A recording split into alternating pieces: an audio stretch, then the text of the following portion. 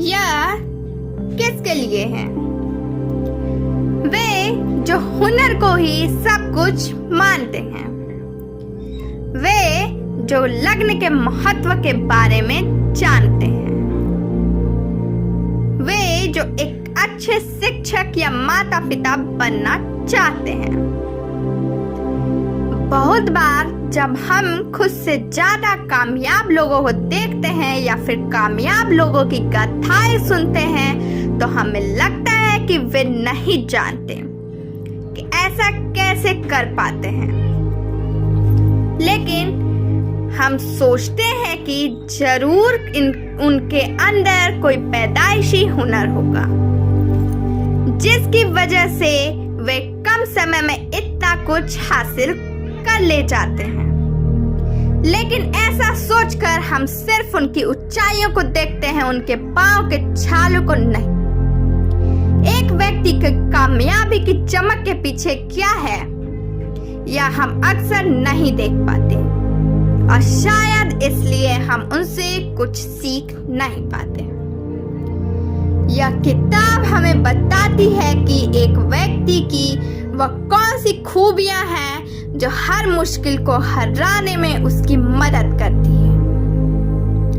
हम देखेंगे कि क्यों हुनर के साथ साथ मेहनत, लगन और अपनी मंजिल को हासिल करने की जिद के बगैर एक व्यक्ति कभी कामयाब नहीं हो सकता। यह किताब हमें पहले से ज्यादा बेहतर व्यक्ति, बेहतर पेरेंट और बेहतर टीचर बनना सिखाती है। आप सीखेंगे कि मेहनत और हुनर में से क्या ज्यादा महत्वपूर्ण है। अपने काम से प्यार करने के क्या फायदे होते हैं। बच्चों के परिणामों की प्रशंसा नहीं, उनकी मेहनत की प्रशंसा करने के क्या कारण होते हैं। कामयाब होने के लिए मेहनत के साथ साथ हुनर की भी जरूरत होती है। हमने अक्सर सुना है कि कामयाब हर कोई बन सकता है, इसके लिए बस हमें मेहनत कर चाहिए। लेकिन क्या वाकई मेहनत से ही एक व्यक्ति कामयाब हो सकता है? अगर ऐसा है तो एक व्यक्ति जो मेहनती है उसे हर जगह कामयाब होना चाहिए। लेकिन हम ऐसे बहुत से लोगों को देखते हैं जो सिर्फ एक खास जगह पर ही कामयाब है। उदाहरण के लिए सचिन तेंदुलकर या महेंद्र सिंह धोनी बहुत ज्यादा मेहनती खिलाड़ी हैं और वे क्रिकेट के मामले में कामयाब ही हैं। लेकिन अपने स्कूल के दिनों में वे क्लास के कमजोर बच्चों में से एक माने जाते थे। दुनिया भर के सर्वे में यह बात सामने आई कि ज्यादातर लोग मेहनत को कामयाबी का जरिया मानते हैं। एक कंपनी किसी कर्मचारी को काम पर रखने से पहले यह देखती है कि वो कितना मेहनती है। इसके अलावा एक शोध में एक साइकोलॉजिस्ट ने बहुत से संगीत विशेषज्ञों से यह सवाल किया कि वे टैलेंट और मेहनत में से किसे चुनते हैं। ज्यादातर लोगों ने मेहनत को चुना। लेकिन उसी स्टडी में जब उन म्यूजिक विशेषज्ञों को 2 टेप्स सुनाए गए और उनसे कहा गया कि एक टेप को प्राकृतिक हुनर रखने वाली संगीतकार ने बजाया है और एक को मेहनत से अपने अंदर हुनर पैदा करने वाले संगीतकार ने बजाया। इसके बाद उनसे पूछा गया कि उन्हें कौन सा संगीत ज्यादा अच्छा लगा। ज्यादातर विशेषज्ञों ने प्राकृतिक हुनर रखने वाले संगीतकार को अच्छा कहा, लेकिन असल में उनसे झूठ कहा गया था। वो दोनों टेप्स एक ही संगीतकार ने बजाए थे और वो भी एक ही पियानो पर। लोग खुद को इस भ्रांति में डाल लेते हैं कि वे मेहनत को ज्यादा पसंद करते हैं, लेकिन असल बात यह है कि हम अंदर से हुनर को ज्यादा पसंद करते हैं। मेहनत हुनर से 2 गुना मायने रखती है। कामयाब होने के लिए आपके अंदर एक प्राकृतिक हुनर होना चाहिए। जैसे एक कंपनी के सेल्समैन को ले, कुछ लोग बहुत कम समय में एक के बाद एक हर टारगेट को पूरा करके ऊपर तक पहुंच जाते हैं, बल्कि कुछ लोगों को वह करने में बहुत समय लग जाता है और कुछ लोग ऐसा कभी नहीं कर पाते। इससे यह साफ है कि वो व्यक्ति जो प्राकृतिक रूप से लोगों से अच्छे संबंध बना सकता है, वह इस काम में ज्यादा कामयाब होगा। लेकिन कामयाबी के लिए सिर्फ हुनर ही मायने नहीं रखता, भले ही वे ज्यादा हुनर रखते हों, लेकिन ऊंचाइयों तक पहुंचने के लिए मेहनत सबको करनी पड़ती है। अगर हम इसे एक इक्वेशन की तरह देखें तो यह होगा हुनर इक्वल टू कौशल। हुनर होने के बाद भी अगर आप मेहनत बहुत कम या ना के बराबर कर रहे हैं तो आप बिल्कुल कौशल नहीं बन पाएंगे। अब इसके बाद बारी आती है नतीजों की। अच्छे नतीजे पाने के लिए आपको फिर से अपने कौशल को अपनी मेहनत से मल्टीप्लाई करना होगा, यानी कौशल इक्वल टू अच्छे नतीजे। फिर से अगर आप किसी काम में बहुत कुशल हैं लेकिन मेहनत ना के बराबर कर रहे हैं तो आपको नतीजे भी ना के बराबर ही मिलेंगे। इससे यह साफ है कि मेहनत हुनर से 2 गुना ज्यादा मायने रखती है। आपके अंदर हुनर भले ही बहुत ज्यादा हो, लेकिन बिना मेहनत के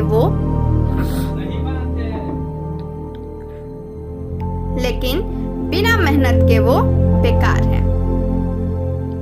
इतिहास में बहुत से ऐसे लोग हैं जो बिना किसी हुनर के पैदा हुए थे, लेकिन अपनी मेहनत की मदद से उन्होंने बहुत कामयाबी हासिल की।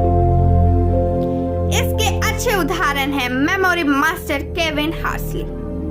बचपन में उन्हें कुछ भी याद करने में परेशानी होती थी। वे मानसिक रूप से बहुत कमजोर थे, लेकिन बाद में अपनी मेहनत से उन्होंने अपनी मेमोरी को मजबूत बनाया और पाई के 10,000 अंकों को याद करके मेमोरी मास्टर का खिताब हासिल किया। छोटी मंजिलों को हासिल करके आप एक दिन अपनी बड़ी मंजिल हासिल कर सकते हैं। बहुत से लोगों का मानना है कि हम जितना ज्यादा बड़ा ख्वाब देखकर उसके लिए मेहनत करना शुरू कर दे, उतना ही अच्छा होता है। कुछ लोग कहते हैं कि अगर आपको अपने सपनों से डर नहीं लगता तो आपके सपने बहुत छोटे हैं। लेकिन इस तरह की बातों में हम यह भूल जाते हैं कि हम छोटे छोटे कदम उठाकर ही आगे बढ़ सकते हैं। उदाहरण के लिए, अगर आप चाहते हैं कि आप एक कामयाब लेखक बने तो आप सीधा एक नॉवेल लिखकर रातों रात कामयाब बनने के बारे में मत सोचिए। इस तरह के ख्वाब ही रह जाते हैं। आप सबसे पहले एक छोटी कहानी किसी सोशल मीडिया पर पब्लिश कीजिए और उस पर 100 लाइक्स पाने की कोशिश कीजिए। यह एक छोटी मंजिल है। जब आप इसे पा लेंगे तो आपको आगे जाने के लिए हौसला मिलेगा। इसके बाद आप कहानियां लिखकर लोगों से फीडबैक लेकर बहुत सी छोटी छोटी मंजिलों को बनाइए और एक बार में एक को हासिल कीजिए। देखते ही देखते आप एक दिन कामयाब लेखक बन जाएंगे। जब आप सीधा बड़ी मंजिल को हासिल करने के पीछे भागेंगे तो आपको लगेगा कि वो आपसे बहुत ज्यादा दूर भाग रही है, लेकिन आप अपने साथ एक काम करने की वजह को जरूर रखिए। यह आपको आगे बढ़ते रहने की प्रेरणा देगा और आपकी जिंदगी को एक मतलब देगा। इससे आपको यह पता रहेगा कि आपको जाना कहाँ है। इससे आप रास्ता कभी नहीं भटकेंगे। वो काम कीजिए जो आपको अच्छा लगता हो। टेस्ट टेस्ला और सोलर सिटी के फाउंडर इलॉन मस्क ने कहा कि अगर आपको अपना काम करने के प्रेरणा की जरूरत पड़ती है तो आपको दूसरा काम खोज लेना चाहिए। 2014 के गैलप पोल में पाया गया कि सिर्फ 13% लोग ही अपने काम से प्यार करते हैं। ज्यादातर लोग काम पर सिर्फ इसलिए जाते हैं ताकि वे अपने फ्रीज में खाना और सिर पर छत रख सकें। जब लोग अपने काम से प्यार करते हैं तब वे ज्यादा मन लगाकर ज्यादा समय तक काम कर पाते हैं। इसके अलावा वे नए नए आइडियाज खोज निकालते हैं और साथ ही अपने काम में बेहतर बनने की कोशिश लगातार करते हैं। इस तरह से वे समय के साथ कामयाब हो जाते हैं। दूसरी तरफ जो लोग अपने काम को किसी मजबूरी की वजह से कर रहे होते हैं वह ज्यादा देर तक उसे करना नहीं चाहते। उनकी काम करने की लगन समय के साथ खत्म हो जाती है। इन सब से एक बात साफ है, अगर आप कामयाब होना चाहते हैं तो वो काम कीजिए जो आपको अच्छा लगता है। साइकोलॉजिस्ट बैरी ट्रस्ट पिछले 45 साल से बहुत से स्टूडेंट्स पर स्टडी कर रहे हैं। उन्होंने देखा कि ज्यादातर स्टूडेंट्स को लगता है कि यूनिवर्सिटी के बाहर एक नौकरी उनका इंतजार कर रही है जो सिर्फ उनके लिए बनाई गई है। उनका मानना है कि दुनिया में सिर्फ वो एक ही चीज है जो उनके लिए बनाई गई है। वे उसे छोड़कर बाकी हर एक चीज को अनदेखा कर रहे हैं। नौकरी को छोड़ दे तो बहुत से स्टूडेंट्स अपने लाइफ पार्टनर को लेकर कुछ ऐसी ही उम्मीद रखते हैं और जब उन्हें वो चीज नहीं मिलती तो वे निराश हो जाते हैं और उन्हें लगता है कि दुनिया खत्म हो गई है। इस तरह से वे हार मान जाते हैं और कुछ नहीं कर पाते। किसी काम में माहिर बनने के लिए अपनी गलतियों पर खास ध्यान दीजिए।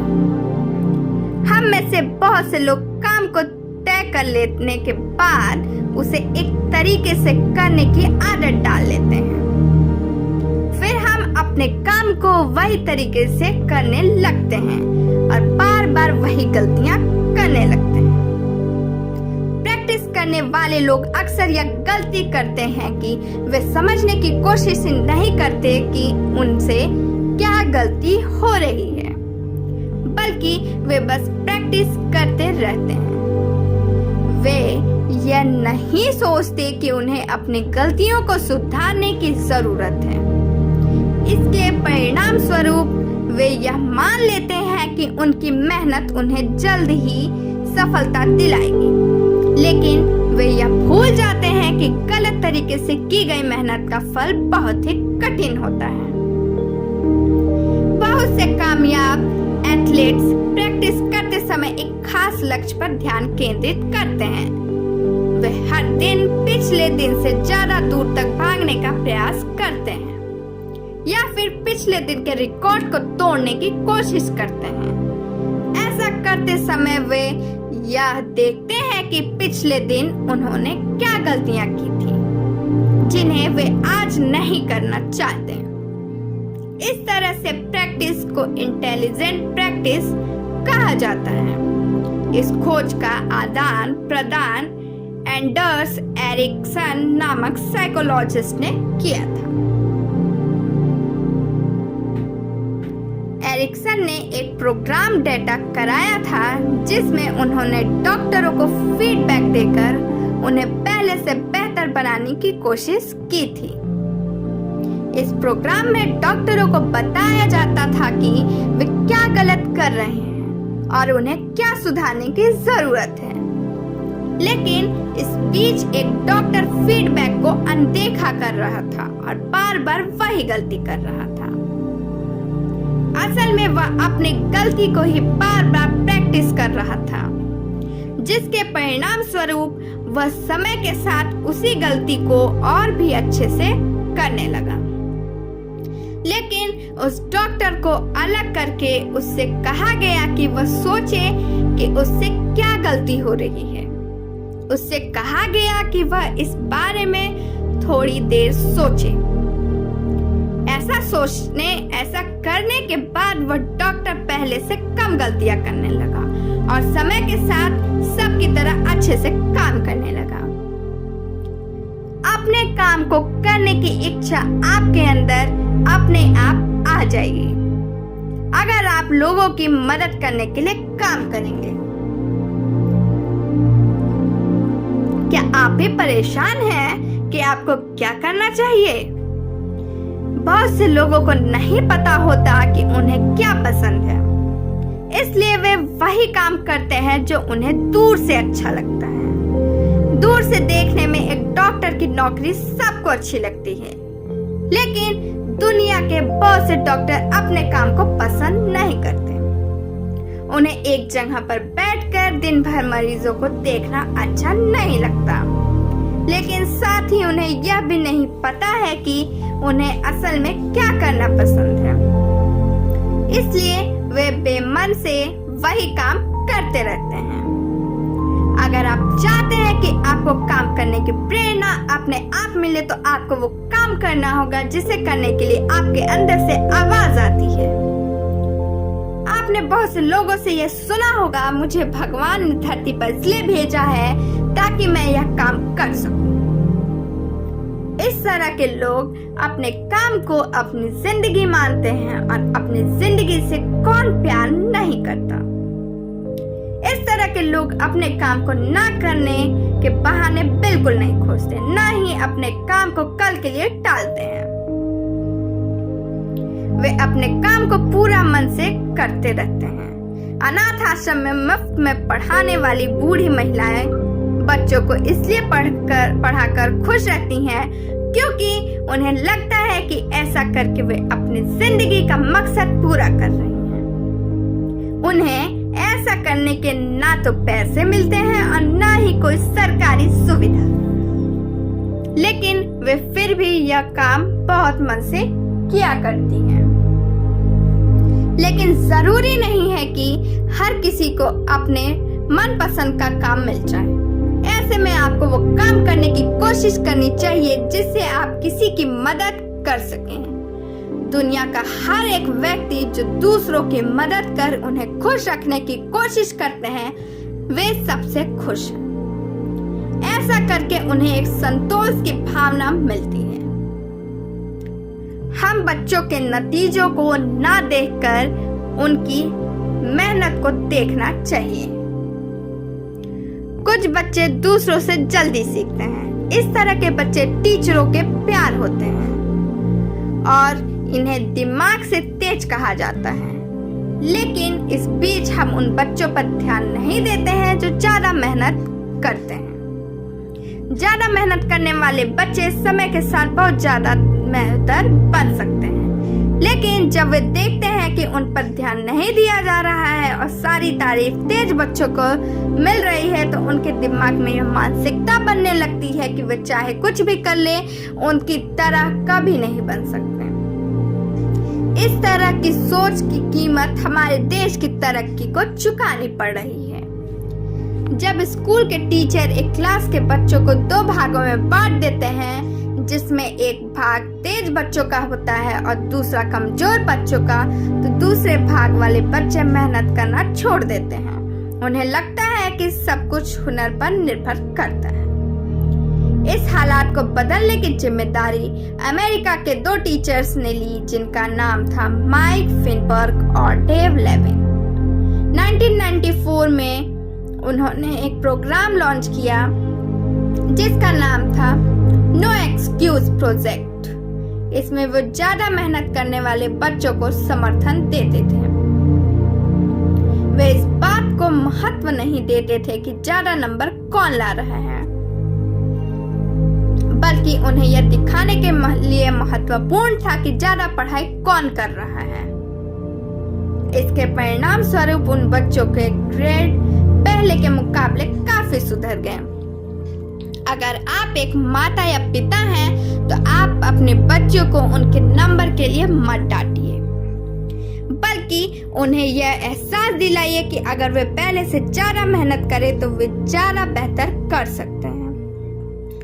इस तरह से वे यह सोचेंगे कि उनमें और कामयाबी में सिर्फ मेहनत का अंतर है और वे इस अंतर को खत्म करने की पूरी कोशिश करेंगे। कुछ जगहों पर जिद को एक अच्छी नजर से देखा जाता है। अक्सर ही आपने देखा होगा कि जब एक व्यक्ति कुछ नया करने जाता है तो बहुत से लोग उसे मना करने लगते हैं।